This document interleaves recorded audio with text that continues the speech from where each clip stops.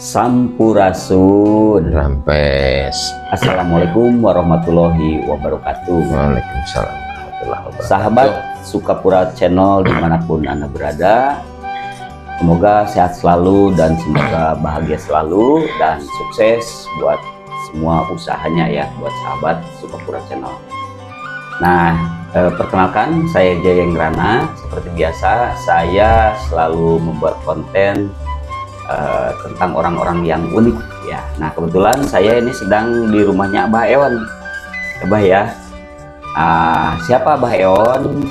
Ini adalah orang yang luar biasa ya. Beliau ini mengakomodir masyarakat untuk memberdayakan penanaman kawung, aren ya, pohon aren ya. Padahal yang kita tahu, yang namanya pohon aren itu biasanya ditanamnya oleh musang ya. Ya. Oleh musang. Itu, jadi tidak bisa oleh manusia. Itu katanya dahulu. Nah, tapi dengan Mbah Eon ini, beliau ini sudah membuat riset yang sedemikian rupa sehingga masyarakat di sekitar membuat kelompok untuk pemberdayaan aren dan pohon aren gitu. Jadi bisa ditanam dan bisa tumbuh seperti yang ditanam oleh musang. Jadi intinya gini mungkin ya Bah, masa musang aja bisa nanam aren, kita manusia tidak. Itu sebenarnya. Baik, oke Mbak Ewan, ini biar sahabat Sukapura Channel tahu lebih mengenal Mbah Eon lebih jauh, boleh memperkenalkan diri dulu ke sahabat Sukapura Channel. Ke kamera Bah, siap. Baik. Assalamualaikum warahmatullahi wabarakatuh. Perkenalkan, nama saya Eon Rusiana. Nah, ini mungkin wawancara hari ini ya berkaitan dengan aren. Ya mungkin entah apa nih yang jadi sumbernya, jadi saya ini nggak tahu ini Kang Jayeng ini gitu kan. Yang jelas memang intinya saya itu awalnya kepedulian terhadap lingkungan. Siapa? Jadi ya melalui aren sebagai tanaman endemik yang ada di Indonesia, di Jawa Barat, ini Ciamis, Tasik, Garut dan sebagainya itu kan. Ini banyak kita temukan di sana bahwa aren itu punya karakteristik yang unik ya. Satu sisi ya punya daya untuk konservasi air maupun tanah. Jadi membuat tanah subur ya, pertama dengan airnya membuat tanah itu subur. Kemudian dengan akarnya membuat tanah itu tertahan. Jadi perakaran, perakaran itu kan di permukaan merambat gitu ya. Akar serabut. Iya, itu banyak. Itu bahkan juga sampai dalam. Ya rata-rata sampai 6 meter, 10 meter, bahkan sampai ada 12 meter ke bawah. Nah itu luar biasa. Jadi kalau ditanam di tebing-tebing itu betul-betul bakal menahan erosi, menahan longsor. Nah itu dari sisi ya lingkungan yaitu. Kemudian dari sisi ekonomi ya kita lihat sendiri, yang para penyadap itu mereka hidup dari 2-3 pohon mereka bisa hidup. Ya itu diambil aren. Itu tiap hari itu dapatnya. Berapa lama itu ya dengan 3 pohon aren? 3 pohon ya tergantung, mungkin 1 pohon atau bahkan 1 tangan saja, satu batang bukan tangkai. Tangan kawung yang bunga itu ya, dari bunga kawung itu ada yang rata-rata ya 3 bulan, 4 bulan, bahkan yang lebih istimewa ada yang sampai setahun juga. Jadi dari 1 tangan. Apa aja tiap hari diambil? 1 tangan pagi siang. Itu dapat dibayangkan itu dari 1 itu aja, 1 tangkai itu aja sudah bisa menghidupi. Apalagi ya kalau kita nanti kita rencanakan dengan baik pola budidaya yang benar. Itu. Nah, itu memang yang ke depan yang kita bicarakan, ya kita rencanakan juga gitu kan. Makanya ya kita juga ya mungkin kita ini dengan Abah Anton bagaimana saran dan itu tentang aren ini gitu kan ke depan ya, kita ngobrol-ngobrol ya, makanya terwujudlah ini yang dinamakan Yayasan Pataka Bumi Nusantara. Yayasan yang secara khusus itu bergerak di pemberdayaan aren dan petani aren. Jadi aren itu udah ya dari hulu sampai hilir ya, kita coba eksplor ya, kita coba bereksperimen. Salah satunya ini. Jadi produknya produk bola semut ya gitu kan. Ini berapa gram, Bah? Nah, ini ada di sini ada berapa ya? Berapa gram netonya ya? 250 gram nih. 250 gram. Bisa pesan ke Mbah Eon ya. Ya. Kita tulis di deskripsi lah atau nanti bisa juga. Sebab kita kan di daerah-daerah kita siapkan unit-unit yayasan yang sebagai produsen, sebagai pembudidaya juga gitu kan. Nah, kalau ini apa nih, Bah? Nah, yang itu tuh, yang ada itu gula cairnya. Ini gula cair. Gula cair.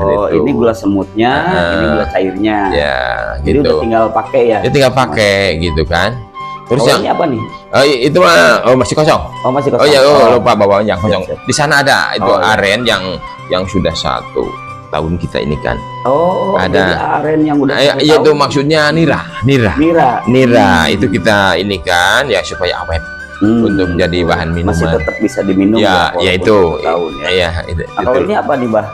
Ini bahannya juga bahan bakunya dari nira aren juga. Water engine mockup. Jadi untuk membuat tepung mockup. Ini starter. Tepung sampel, tepung singkong ya. Nanti dibikin ya rasanya seperti terigu. Jadi kasih cairan ini. Untuk apa ini, Bah? Ya ini pencampur. Campur makanan atau campur ini rendaman. Jadi nanti dari singkong yang sudah diparut itu lalu direndam, dikasih air ini, maka ya nanti ada perubahan ini, dan nanti kalau sudah jadi tepung rasanya seperti ya tidak beda dengan itu, tidak beda dengan tepung terigu lah, maksudnya bisa digunakan untuk kebutuhan kue ya, bahan kue dan sebagainya gitu kan. Nah, kalau ini apa nih, Bah? Nah, ini konsentrat deterjen. Ya, ini tuh deterjen untuk cuci pakaian. Ini juga bahan bakunya juga dari juga? Dari nira, dari nira juga. Lahang ya. Biasa lahang ini bisa menjadi pencuci pakaian ya. Iya, itu salah satunya ya. Itu masih banyak. Masih banyak yang lain, yang produk yang lain dari masih banyak berbagai jenis produk dari satu bahan pohon aren itu, Bah. Betul. Ini dari lahang saja. Dari lahang saja. Iya. Belum dari pohonnya, dari daun itu. Itu masih akarnya belum. Iya, belum. Itu. Wow. itu. Nah, itu sahabat Sukapura Channel dimanapun Anda berada, nih kita barusan sudah spill ya mengenai Abah Eon ini, kegiatannya seperti apa, kenapa saya membuat wawancara dengan Abah Eon, karena luar biasa ya. Abah Eon ini seorang penggiat dengan yayasannya, Yayasan Pataka Bumi Nusantara. Iya. Ya, jadi ada kelompoknya di beberapa tempat nih, Bang. Ya, di Garut, di Tasik, di Ciamis, termasuk di sana juga sampai ke Pangandaran.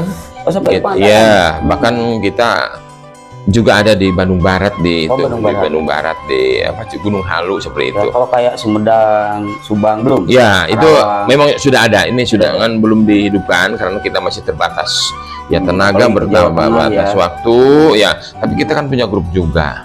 Grup kita itu ya PBN wilayah ya. Jadi termasuk Purwakarta, Sukabumi, Cianjur itu ya, Cidaun di sana kan. Itu seperti itu. Nah, yang dibina oleh Abah sekarang berapa kelompok nih, Bang? Ya, kalau di daerah Galunggung itu kan ini masih terbatas ada 1, 2, 3, 4, 5 mungkin, terus di Pagar Ageng, daerah sini Sasir Helang, Nyalenghor dan sebagainya. Kemudian di sini ada 100 kelompok lebih. Ya, saya kira untuk sekarang masih belum sampai 100 kelompok. Itu karena kita belum siap, belum menjangkau lebih jauh. Sebenarnya ya masih banyak yang perlu kita ini akan masukkan dalam wadah ini, maksudnya supaya ya mereka juga ikut menyadari tentang betapa pentingnya aren untuk lingkungan ataupun untuk pengembangan ekonomi ekonomi masyarakat. Nah, itu makanya ya itu untuk pemberdayaan. Makanya saya membuat ya kelompok-kelompok melalui unit-unit ini sebagai penggerak. Sebagai penggerak, lalu selalu membina, lalu juga membangun produk-produk lah, dalam arti gitu kan, membangun ya satu wadah juga lah gitu. Produk seperti ini mungkin ya di antara seperti ini gitu kan ke depannya. Namun yang sekarang memang ya bahan baku masih terbatas gitu kan. Itu ya kita justru bergerak untuk kendalanya selain bahan baku yang terbatas, apalagi nih Bang? Ya itu kan terbatasnya bahan baku, termasuk juga pohonnya banyak ditebang untuk bikin tepung sagu ya. Sagu itu diantaranya gitu kan. Ya walaupun itu ya sebenarnya bukan masalah, sebab itu juga kepentingan. Yang jelas itu yang perlu ini adalah bagaimana menanam. Jadi walaupun menebang ya karena tidak masalah. Bah, ya. Dari mulai ditanam ya itu sampai diambil manfaatnya itu dari pohon aren ini berapa lama nih Bah? Ya, ini tergantung daripada pertama ya kondisi ini tanah juga gitu terhadap matahari ya. Kemudian juga jenis itunya memang ada ya ada genjah, ada aren genjah, ada aren dalam, aren hutan gitu kan. Nah itu bedanya cuma ini aja, kalau genjah cepet panen, cepet tumbuh, bukan cepet tumbuh ya, 4-5 tahun sudah panen gitu kan. Tapi masa produksinya terbatas, paling 2 tahun. Sudah ya itu kan dari setiap itu ya Pak, kalau dari dahan itu ya ya itu tiap tahapan itu kan sedikit. Tapi kalau yang tinggi, yang dalam itu kan ada 15 meter, 10 meter kan lama panennya. Kan tuh keluar itunya terus lama ya. Ya dari atas kan mulainya sampai ke bawah itu sebagai tanah. Sampai yang paling bawah itu, cuma biasa paling bawah itu memang semakin kurang. Berarti minimal sampai dari mulai kita tanam sampai bisa diambil manfaatnya itu 5 tahun minimal ya, untuk yang gejah ya. Tapi kalau yang dalam itu ada yang 10 tahun, 8 tahun, bahkan ada 15 tahun, tergantung ada pemeliharaan. Betul ya. Nah ini contohnya ya, tinggi dan pendeknya tumbuhan aren ini tergantung penyiraman matahari. Kalau saya teliti di daerah ini aja, daerah Garut ya, yang ada di Wadok kan, daerah itu Sumedang ya, yang ada di Wadok, kalau yang di permukaan di bukit-bukit yang itu mah tumbuhnya tidak tinggi gitu. Karena kurang. Banyak matahari. Terlalu banyak matahari. Tapi kalau kita lihat di Jatinangor itu yang tebing-tebing itu, tinggi-tinggi sekali, tinggi sekali gitu kan. Tapi itu ya keuntungannya lama, lama panen. Betul. Itu aja. Ya. Nah selama Abah udah berapa lama nih Abah meneliti ini mungkin ya paling masih baru lah. Paling 3 tahunan lah. 3 tahun. Baru 3 tahun. Pertama dari ini pemberdayaan lingkungan di Gunung Sawal. Di sini Gunung Sawal. Di Gunung Sawal itu menanam untuk penghijauan, gitu kan? Baru berapa pohon tuh yang Abah tanam waktu itu? Mungkin adalah 10 ribuan mungkin. Ya gitu dengan rekan-rekan di ini. Luar biasa. Gitu kan. Terus tapi kan sering dikontrol ada yang mati atau nah gimana? Itulah permasalahannya kalau program yang dulu. Kalau sekarang kita dengan membentuk kelompok-kelompok itu yang nanti yang kita kirim itu langsung mereka ada pelakunya, ada pelaku taninya, ada pemelihara. Jadi petani yang nanam maka dia sendiri yang ngurus. Kebetulan saya sementara ini lebih ke para komunitas penyadap sendiri, sebab yang tahu keuntungan daripada aren itu penyadap aren ternyata gitu ya, sudah bisa menikmati dan juga sadar tentang perlunya tanaman aren. Jadi gitu kan. Yang tahu tentang aren ini nggak mungkin tukang laundry ya, Bah? Ya itu bahkan kebanyakan orang terlalu lama, usianya terlalu lama ya, sebab melihat keadaan pohon-pohon yang ada yang dibiarkan tumbuh sendiri. Walaupun gitu kan? lama, tapi kan daripada tidak menanam, kapan mau? Oke lah, misalkan dia udah usia 50 tahun, 10 tahun baru bisa dipanen, berarti udah 60 tahun. Nggak mungkin dong beliau itu nyadap, kecuali kalau masih jag-jaguar. Betul. Jadi anak cucunya nanti yang itu berarti regenerasi sumber daya manusianya juga harus diperhatikan juga ya, Bah. Betul. Nah termasuk mungkin keinginan anak-anak muda untuk ini juga masih kurang, sebab ini di permasalahan di pola tanam. Jadi selama ini kan jarang. Itu bukan hasil budidaya, tapi ya yang tumbuh secara alami, ya, tidak teratur. Ya makanya nanti kita di dalam wadah ini kita akan membentuk pola budidaya dengan jarak 3 meter ke 10 meter. 3 meter nanti kalau dengan dipupuk ya, dengan dipupuk maka itu akan tumbuh dengan bagus, sama gitu, cenderung sama nantinya. Jadi nanti kalau cenderung sama berarti panennya sama. Jadi kita tinggal naik 1 kali terus ke sana pakai jembatan. Atau kalau itu tinggal turunin pakai itu aja. Jadi di atas pohon ini ada jembatan. Nah, jadi nggak usah turun dulu ya. Iya, jadi naik ke yang satu. Jadi itu kan itu bisa ya untuk membuat ya efisien deh. Ya lebih itu efisien, ya. Terus yang 10 meter itu kan maksud untuk nanam-nanam yang lain. Kalau bija kan ini lama kamu. Iya betul, ya. Betul. Makanya di sini ada tanam cabai sama bisa pakai pakcong dulu. Ya, pakcong. Ya. Untuk pakan betul sapi sama kambing tuh. Ya, itu kan nantinya kan Sari, ya? memupuk itu seolah-olah tidak diurus. Ini juga ikut sendiri. Nah itu memang pola itu yang nanti kita tawarkan, yang kita inikan, tapi nanti ini perlu sokongan juga dari birokrasi, perlu regulasi ya makanya nanti harapan Abah gimana nih dengan saya harap ini kita mengharapkan untuk Jawa Barat, karena saya lihat gunung-gunung ini perjalanan dari sana ya, saya lihat di gunung-gunung cuma gundul, sementara gundul ya, sementara juga di bawahnya ya tidak bisa ditahan-tahannya kering, di bawahnya itu kan berarti tidak bisa bertani dengan baik ya. Betul. Nah itu makanya airnya kurang kan? Iya makanya ini akan strategis sekali. Kalau nanti aren itu di bagian-bagian tinggi itu kita tanamkan aren. Sehingga nanti ini ekosistem yang memang harus kita bangun kembali. Iya, kita tata gitu. Yang sudah ditebangin betul. Bukan karena ditebangin, ini pada umumnya kan gunung-gunung ya Jawa Barat itu gundul. Enggak, maksudnya pohon arennya udah banyak yang ditebang untuk itu kan. Iya, itu sebagiannya. Berarti kan kita harus tanam lagi. Sebagian, betul. Ya itu mungkin salah satunya yang memang ya mengurangi itu jumlah aren yang ada. Nah, gitu apalagi kan sekarang pemerintah kan punya program makan sehat dan gratis. Ya. Berarti banyak orang yang harus menyediakan padi. Nah, ketika sumber airnya kurang, dia kan padinya paling panen setahun sekali, Bah. Itu. Nah, jadi salah ini adalah suatu ekosistem ketika aren-aren ini ditanam di berbagai daerah. Artinya akan menyuplai air ke sawah-sawah juga. Berarti ekosistemnya kan masuk ya di situ. Makanya biasa. Ya itulah. Jadi bahkan saya bisa berani mengatakan bahwa aren itu solusi global untuk krisis di bumi. Kenapa? Dengan hijaunya bumi dengan aren, maka udara akan segar.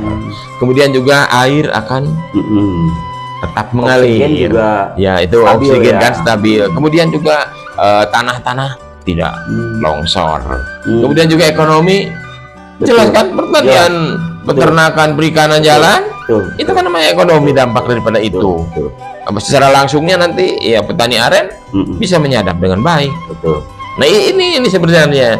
Jadi walaupun ya krisis global berbicara tentang ya global warming, berbicara tentang konservasi atau ya itu namanya itu untuk ya Uruguay kayak itu longsor dan sebagainya gitu kan. Kemudian kekeringan kan itu kita dengan mengibarkan bendera aren saja itu semuanya insya Allah bisa terpecahkan. Makanya nanti ya saya berharap juga nanti Pak Deddy yang gubernur yang sekarang itu memang peduli dengan perhatian juga ya, peduli lingkungan, peduli budaya gitu kan. Nah ini akan saling keterkaitan antara kawung dengan budaya gitu kan. Kan itu nanam juga budaya, harus dibudayakan lebih giat lagi. Ya itu mendapatkan hasil yang maksimal untuk kehidupan masyarakat. Jawa Barat saja dulu kita bicaranya jauh. Terus ini nanti ke depan, ini pola panennya juga bukan hanya di nira saja, bukan hanya di lahang. Jadi aren tumbuh dengan subur katakan 2-3 tahun, itu sudah mulai ijuk yang kecil-kecil kita ini kan. Oh, ijuknya juga betul yang buat sapu. Katanya itu juga bisa untuk apa namanya, rompi anti peluru katanya. Iya, ya katanya itu, ya katanya itu nih, betul. Ya itu diantaranya. Makanya ya kita melihat itu, dan kita juga ya mestinya itu kesadaran bersama itu untuk tumbuh suburnya industri-industri yang berbahan baku dari aren. Oh iya. Itu. Kemudian juga selain ijuknya ini lidi. Jadi lidi itu kan tidak perlu yang tinggi-tinggi, yang pendek juga kalau banyak. Iya. Itu kan berguna untuk sapu-sapu yang kecil, gitu kan? Selain sapu juga mungkin ada manfaat untuk kerajinan, kerajinan lain. Ya, handicraft. Ya, kayak piring, kayak kotak-kotak pakai lidi. Itu diantaranya. Jadi mereka sebelum mendapatkan panen dari lahang, dari nira itu sudah dari lidi dan ijuk kecil. Jadi nanti kalau memang dengan pola budidaya itu 1 hektar itu katakan 100 meter kali 100 meter ya, itu berisi 33 ke sana, 33 ke sana. Berapa tuh? Nah, itu ya ya itu 300 lebih lah. 300 pohon. Pohonan ya. Aina lidinya 300, dari 300 pohon ya berapa? Iya, bisa ijuknya dari 300 pohon berapa? Ininya apa? Untuk gulanya ya. Ya, apalagi gulanya. Ya nanti produk semua lah. Wah, itu belum nanti berapa ratus orang yang terhidupi dari itu. Iya. Belum lagi airnya yang subur, mengikat tanah, tidak membuat longsor. Betul. Nah itu luar biasa. Jadi saya sangat setuju dengan program Pak Prabowo untuk hilirisasi. Betul. Jadi hilirisasi dari hulu sampai hilir. Nah, ini hilirisasi sampai sini. Ini apa ini udah berapa langkah lebih maju? Ini hilirisasi sampai sini. Gitu. Betul. Berarti berdirinya ya namanya industrialisasi, fabrikasi industrialisasi ini dari sini. Makanya dengan aren ini akan lebih memperluas pemberdayaan masyarakat. Sebab ini ya tidak bisa total tidak total bisa dimodernkan. Ya untuk aren. Hanya begitu bisa ya. Jadi paling teknologi yang membantu untuk ini aja, membantu gitu kan. Jadi ini sangat ini untuk pemerataan ekonomi. Betul. Ekonomi masyarakat. Jadi masyarakat di pedesaan itu akan lebih. Nah sekarang ini Abah udah berapa kali penanaman nih di beberapa daerah?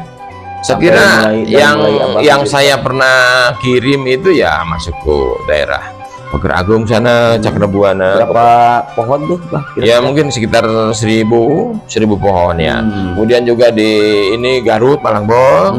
Nah itu ya berapa? Itu mungkin ya juga hampir 1000 pohon gitu kan. Terus ke Galunggung gitu, di sana juga kita tanam. Di Kampung Kuta itu ya itu kan semua rumah pakai itu ya. Saya tanya mana itunya, bagaimana penanamannya? Ini udah 3 tahunan semuanya yang udah Abah kirim. Ya hampir lah 2 tahunan lah. 2 tahunan paling ya, 2 tahun kurang. Bahkan 3 tahun yang lalu baru mendirikan ini ya. Betul ya. Terus di Pamarican juga sama. Oh Pamarican. Itu kan di Pamarican pakai careh-careh. Saya kirim ke sana 1000. Ya pakai musang tuh. 1000 pohon ke sana. Jadi ke petani ya. Jangan-jangan musangnya apa pada iri? Enggak, jadi bisa nanam pohon. Enggak iri, justru musang akan senang. Sudah memberi contoh dan ilmunya bermanfaat untuk manusia. Waduh, itu mendapatkan berkah dari ilmunya. Jadi inspirasi ya buat jadi ATM sama musang nih Abah. Betulnya itu. Amati, tiru dan modifikasi. Menyebarkan ilmu kan, itu ilmu musang gitu kan. Nah itu diantaranya seperti itulah, itu pola itunya, urutannya gitu kan. Biasa, siap Bah. Terima kasih banyak Abah sudah meluangkan waktu dengan saya berbicara tentang apa ya kegiatan Abah yang sangat bermanfaat ini untuk masyarakat banyak. Mungkin kedepannya bisa merata di seluruh Indonesia yang memang ada pohon-pohon nira yang tumbuh di sekitarnya dan bisa menularkan ke daerah-daerah lain seperti Tengah, Jawa Timur, Madura, Kalimantan, Sumatera, Sulawesi, Irian. Kalau di Irian, waduh masih ini ya. Apalagi nggak usah ditanam juga udah banyak. Betul. Nah, Bah, terima kasih banyak.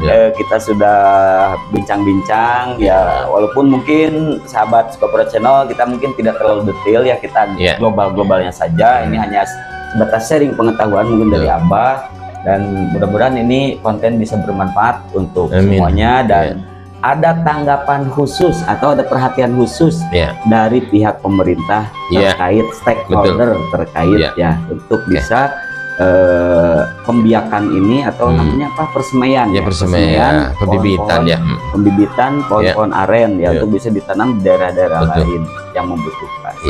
Baik, terima kasih sahabat Sukapura Channel, jangan lupa bernapas, oksigen masih banyak. Sampurasun, wabillahi taufiq wal hidayah. Wassalamualaikum warahmatullahi wabarakatuh. Salam.